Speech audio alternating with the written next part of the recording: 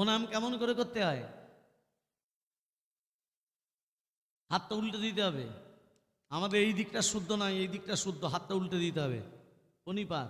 মায়েরা স্বামীদিকে প্রণাম করেন তো? পা ঠেকলে করে। মায়েরা স্বামীদিকে প্রণাম করেন না? চরণ সেবা করেন তো? চরণ সেবা, ব্যথার ট্যাবলেট খেতে বলে। চরণ সেবা করেন না? নারায়ণের চরণ তলে কে পড়ে আছে? লক্ষ্মী। চরণ তলে বসে কি করছে? পদসেবা করছে। কেন করছে? নারী যে তাকে শিক্ষা দিল তোমরা স্বামীদের পদসেবা করো। কেন করতে বললেন? শুনে নিন, পুরুষ জাতির হাঁটু নিচে থেকে পায়ের আঙ্গুল পর্যন্ত অমঙ্গল থাকে, নারী জাতির হাতে থাকে দুটো মঙ্গল। এই মঙ্গল যখন অমঙ্গলে পড়ে যায়, স্বামীর শরীর থেকে অমঙ্গল দূরে গিয়ে স্বামীর শরীরে পরমায়ু বৃদ্ধি পায়। অতএব স্বামীর পরমায়ু বাড়াতে গেলে প্রতিদিন একবার করে চরণে হাত দেবেন। আজ থেকেই শুরু করে দেবেন। মায়েরা বলবে তুই আগে এখান থেকে বিদে হ, তারপর যা করার আমরা করব। হ্যাঁ সাধু প্রণিপাত। কি নাম তোমার? তোমার নাম কি? কি নাম?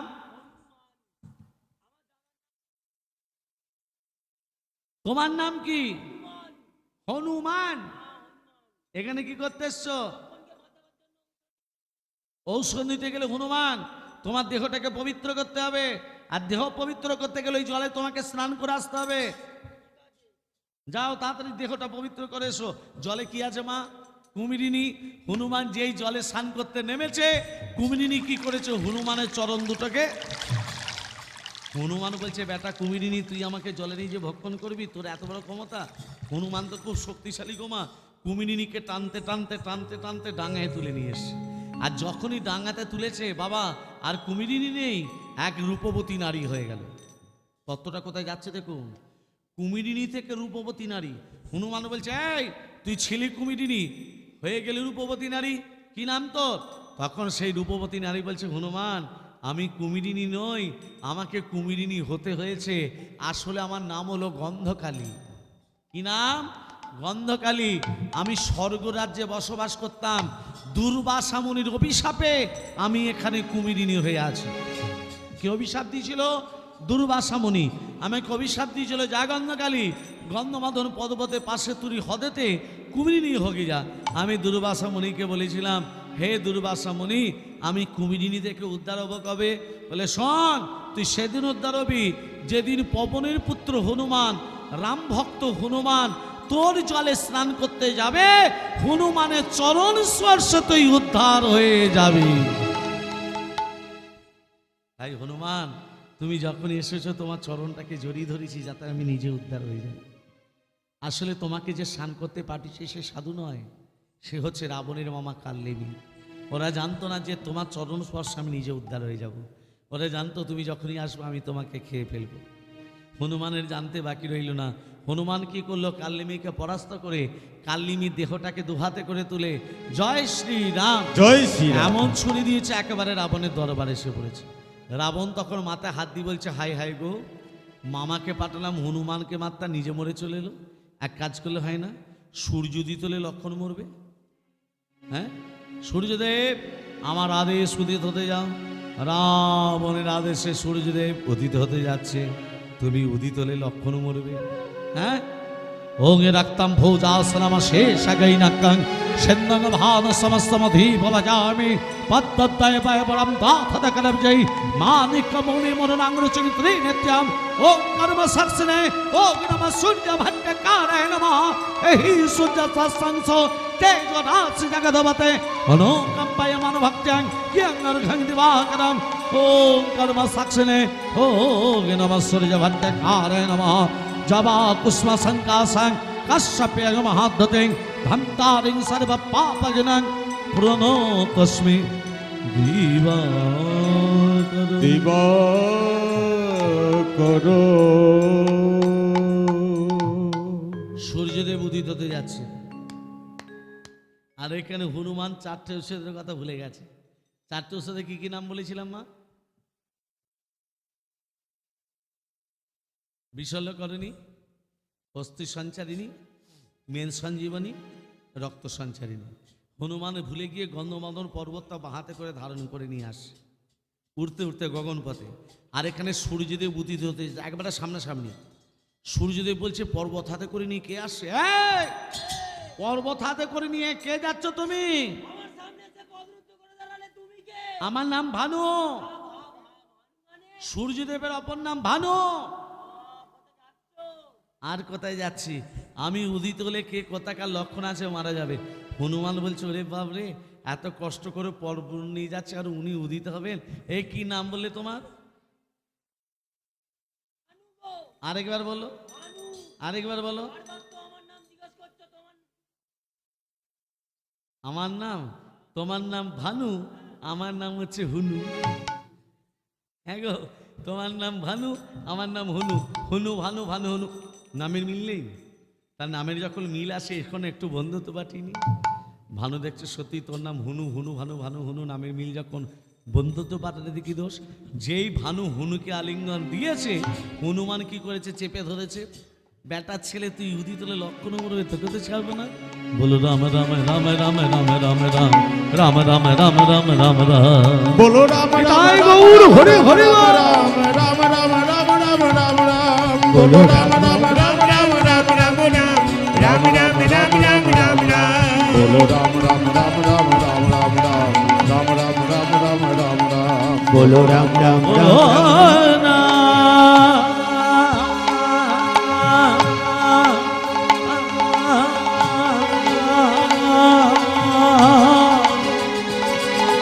বলো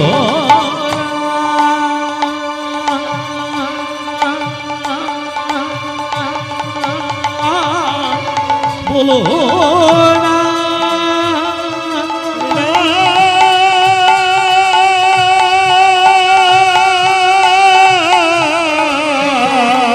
বলো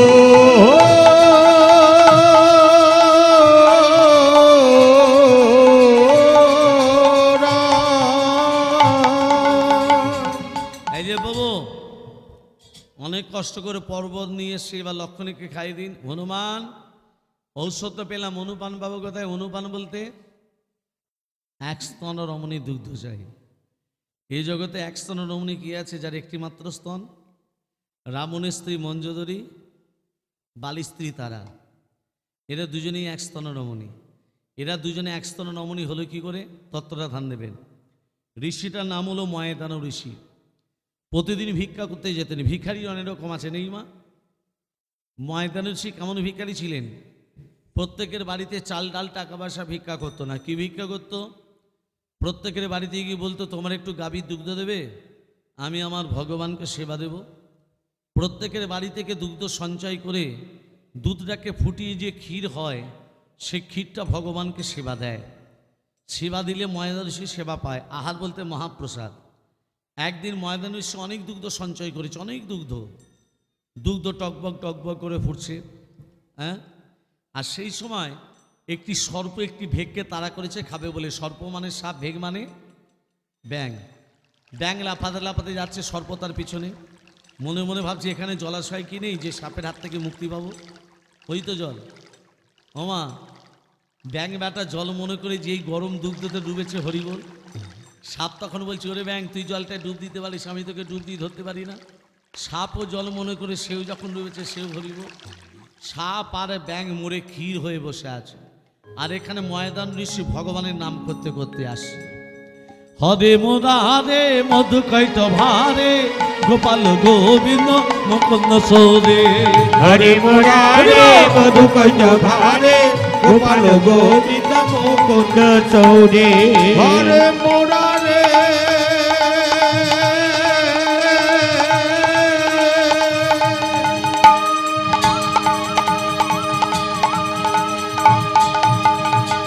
হরে মুরারে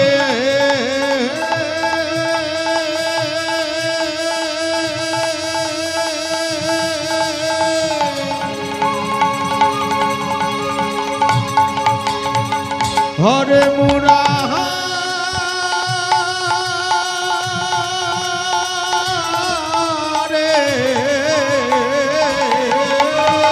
হরে মুরারে মধু কৈত ভারে গোপাল গোবিন্দ মুকুন্দ সৌরে।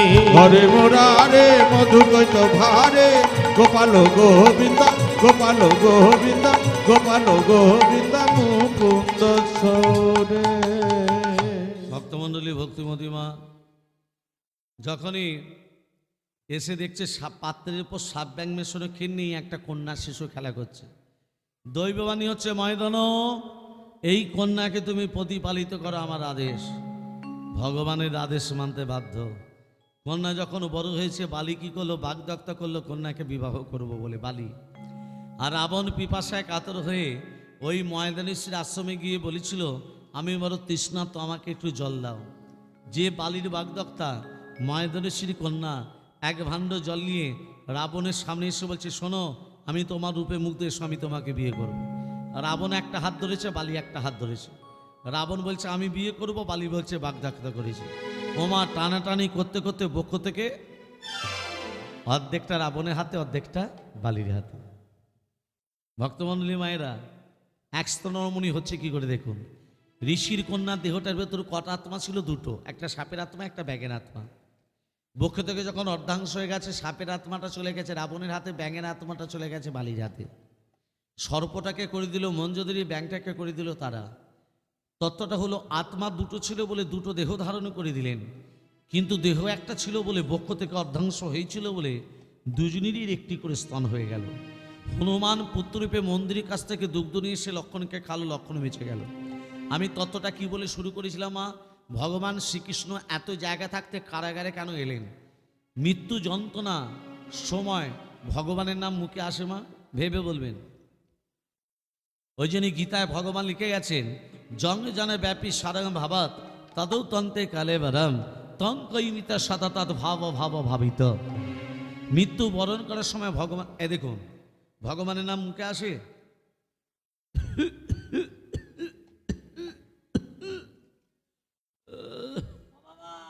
বড় কোথায়? বাবা একবার হরে কৃষ্ণ বলো বাবা। বড় বড় কোথায়?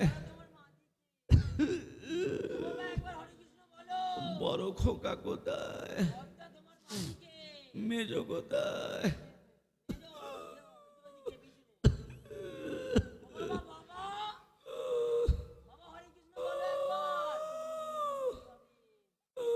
বাবা একবার হরে কৃষ্ণ বলো। সেজ কোথায়? হারমোনিয়াম বাজাচ্ছে। সেজ হারমোনিয়াম বাজাচ্ছে। সেজ ও বাবা বাবা একবার হরে কৃষ্ণ বলো। বাপের মুখে কি দেখাবো? ন কোথায়? হাসি বাজাচ্ছে। ছোট কোথায়? বাবা একবার হরে কৃষ্ণ বলো না। ছোট ছোট আমি বাবা। তো দোকানটা দেখছে কে? দোকানটা দেখছে কে? বুড়োটা মরে যাবে। ছেলেরা বলছে বাবা একবার শেষবারের মতো হরে কৃষ্ণ বলো। বলছে দোকানটা দেখছে কে? এলে খালি হাতে যাবি খালি হাতে। এলি খালি হরি বল হরি বল হরি বল।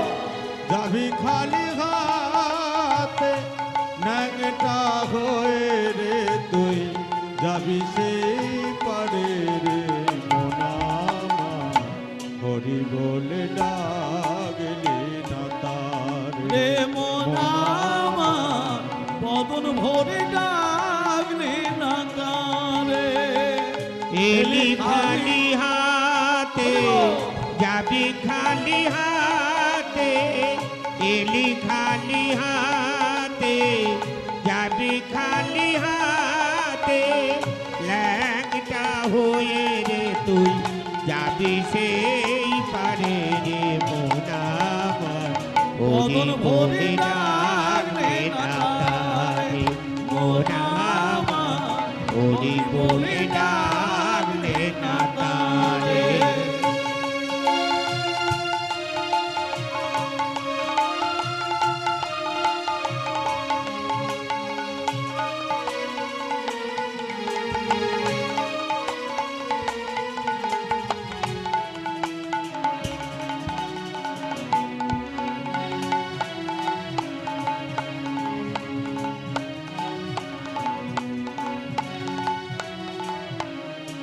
মায়না কোথায় পেলি টাকার পাহাড়, দালান কোথা বাড়ি?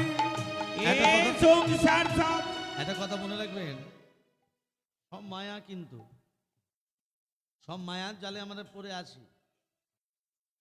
সংসার মগনে মিন মানবা জঞ্জাল জাল জাল জাল সুতলের উপর ও মায়া বাবা। মিন মানে মাছ, মিন মানে মাছ, ধীবর মানে জেলে। জেলেরা যখন জালটা টানে ছোট ছোট মাছগুলো জালে ছিদ্র দিয়ে পালিয়ে যায়, লক্ষ্য করে দেখবেন। আর বড় বড় মাছগুলো জালের মধ্যে আবদ্ধ থাকে। ওই বড় মাছেদের মধ্যে যে খুব চালাক, মনে মনে ভাবে জেলের পায়ের কাছে যদি আশ্রয় নিতে পারি, জেলে যে জালটা টানছে ওই জালে জড়িয়ে যাব না, যাবে? জেলে তো পাড় দিয়ে জাল টানে, আর জেলের পায়ের কাছে যদি মাছটা আশ্রয় নেয় জালে আর জড়িয়ে যাবে বাবা। ততরূপ ভগবান একটা মায়ার সংসার জাল পেতে রেখেছে। এই মায়ার সংসার জালে জড়িয়ে যাওয়ার আগে যদি একবার নিতাই গৌরের চরণটাকে জড়িয়ে ধরতে পারি, তুমিও এই মায়ার সংসার জালে জড়িয়ে যাবে না। সেই জন্য বললেন, কোথায় পেলি টাকার পাহাড় দালান কোটা বাড়ি, এ সংসার সবই যে তার তোর মায়াছে কি।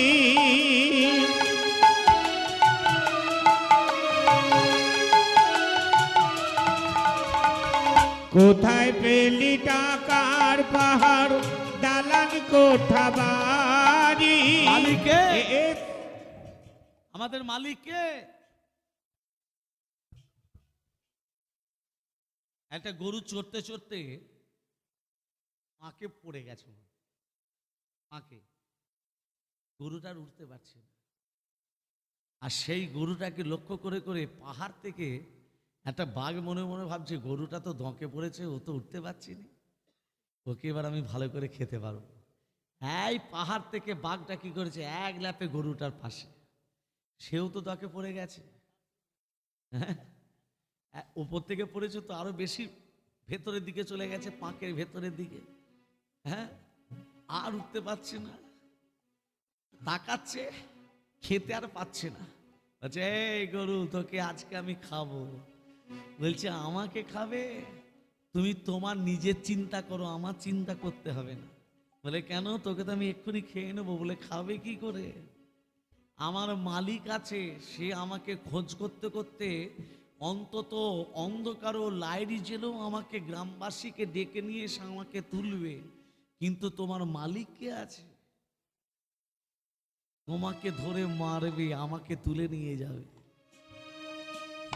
সেই জন্য বললেন, সেই মালিকের যেতে হয় তোমার কাছে আসে, হরি নামে ভজন করে তোর কাছে আসে।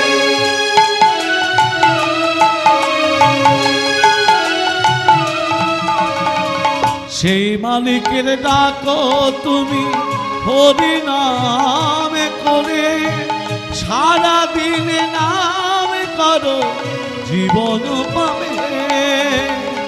হরি হরি হরি বলে, হরি হরি হরি বলে, বদন ভরে হরি বলে, বদন ভরে হরি বলে, দেখে যাবে মন। হরি বলে ডাকলি দাতার রে মন আমার, হরি বলে ডাকলি দাতার।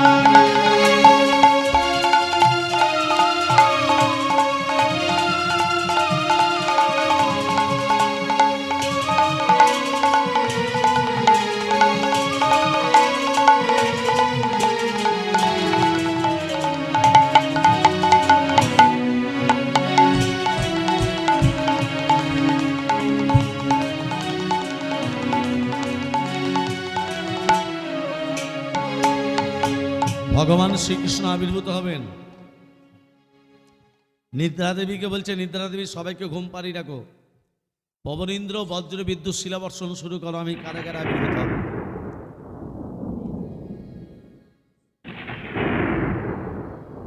বসুদেব দেবকীকে বলছে, দেবকী দুর্গন্ধময় কারাগার, মন্দির থেকে মন্দিরে বোধহয় কুকুর উঠেছে, নামাও নামাও নামাও। চলে গেছে।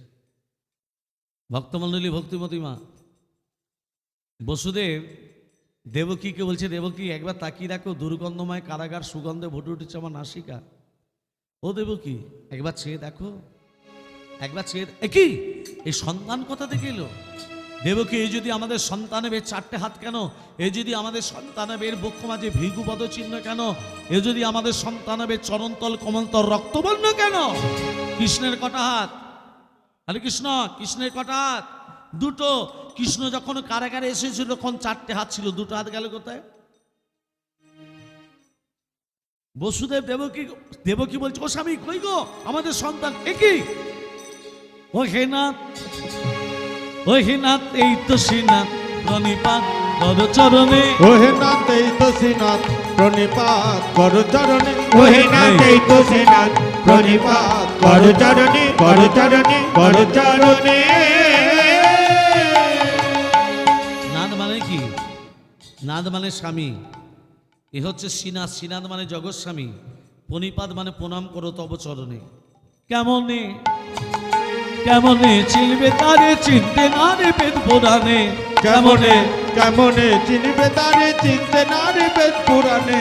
কেমনে কেমনে চিনবে তারে, চিনতে না রে বেদ পুরাণে।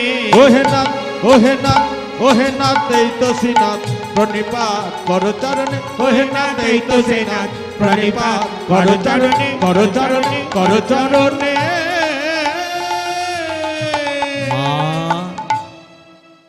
মা বাবা যদি ছেলেকে প্রণাম করে ছেলের যে অমঙ্গল হয়। মা, তুই কি আমাদের ছেলে? জন্মে জন্মে আমি তো আমাদের ছেলে। মা, যখন অদিতি ছিলে, যখন কুসনি ছিলে, যখন কৈকেয়ী ছিলে, যখন কৌশল্যা ছিলে, জন্মে জন্মে আমি তোমাদের ছেলে। মা, হ্যাঁ রে বাবা, তুই যদি আমাদের ছেলে, তোর বাবা মাকে কেন কারাগারে থাকতে হয়? তুই যদি আমাদের ছেলে, তোর বাবা মার পক্ষে কেন পাষাণ? মা, এই জগতে যে যেমন কর্ম করবে তাকে তেমন ফল পেতে হয়। মা, মনে পড়ে সেই ত্রেতা যুগের কথা। তুমি তোমার ছেলে ভরতকে রাজা করবে বলে, রাজমাতা হয়ে সুখে থাকবে বলে, রামকে বিনা দোষে বিনা কারণে 14 বৎসর বনবাসে পাঠালে। আর এক মায়ের অন্তরে তুমি বুঝতে পারলে না, সেই বাৎসল্যময়ী কৌশল্যা, সে রামের মা কৌশল্যা 14টা বৎসর রামকে হারিয়ে হারাম হারাম বলে কেঁদেছিল। ওই 14টা বৎসরে কৌশল্যার চোখের জল তোমাকে কারাগারে কেঁদে কেঁদে পূর্ণ করতে হবে। মা, কাঁদালে কাঁদিতে হয়, এই তো শাস্ত্রে কয়। আমিও যদি কাউকে কাঁদাই, সেই কান্না পূরণের জন্য আমাকেও কাঁদতে হবে। বাবা, আমাকে রেখে আসবে চলো সেই ভাগ্যবতীর, যমুনার তীর, শ্রীমধুর বৃন্দাবন, গোকুল। ও গো কৃষ্ণ লইয়ে যায় বসু নন্দ ভবনে। কৃষ্ণ লয়ে যায় বসু নন্দ ভবনে। কৃষ্ণ লয়ে যায় বসু নন্দ ভবনে। চলে যায়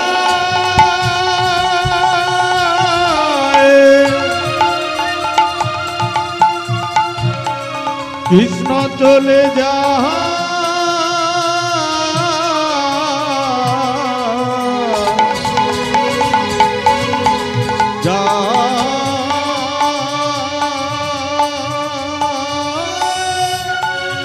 চলে যায়। কৃষ্ণ লয়ে যায় বসু নন্দ ভবনে। ঘন মেঘে জ্বালা ভরে গগনে গগনে। ঘন মেঘে জ্বালা পড়ে গগনে গগনে। বহিল প্রবল মেঘ প্রহলায় কারে। বহিল পাবল মেঘ প্রয়াল প্রাণ। অবিরামে ঝড় বৃষ্টি হয় গরিশন। অবিরাম ঝড়ে বৃষ্টি হয় বরিশন। চলিতে না পারে বসু সংখ্যা কুলমনা। চলিতে না পারে বধু সংখ্যা কুলমনা। আপনি বাসকি ছাত্র রূপে ধরে।